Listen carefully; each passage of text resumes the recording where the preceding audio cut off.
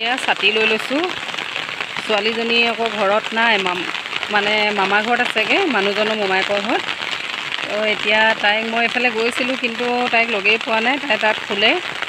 তো তাকে আনিবলৈ যাওঁ বুলি ভাবিলোঁ। ইমান বৰষুণ নহয়, ইমান ডাঙৰ ছাতিটো লৈ লৈছোঁ।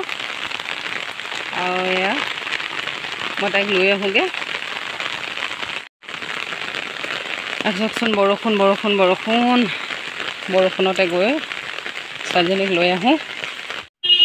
এয়া মামা ঘৰ পালোহি, আৰু মামা ঘৰ মানে মোৰ শাহুমা মাকৰ ঘৰ ওচৰতে, আৰু তেওঁ ভনীয়েক আহিছে, মানে মা ভনীয়েক আহিছে। আৰু তাই মানে আইতাকক লগ পাই মামা ঘৰৰ পৰা যোৱাই নাই, আজি ৰাতিপুৱাই আহিলে। আৰু মই এফালে গৈছিলোঁ, আহি তাইক দেখাই নাই। এতিয়া এয়া ৰুমটো আন্ধাৰ কৰি আইতাকৰ লগত শুই আছে। আৰু মই গৈ মানে তাইক মাত দিছোঁ, নাই, সাৰ পোৱা নাই, শুই আছিলে। তাৰপিছত মই ভাবিলোঁ তাইক লৈ যাবলৈ আহিছোঁ যেতিয়া তাইক লৈ যাওঁ।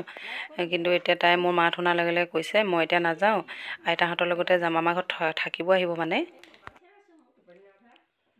এইজনী মই আহিব পৰা দেখাই নাই আকৌ, মোৰ চাই যাওঁচোন।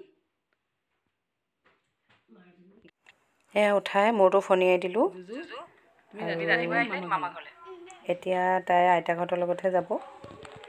আৰু সেয়া মই এতিয়া তাইক লৈ যাব নোৱাৰিম, আইতাকহঁতৰ লগতে যাব। থাকি ভাল পাইছে।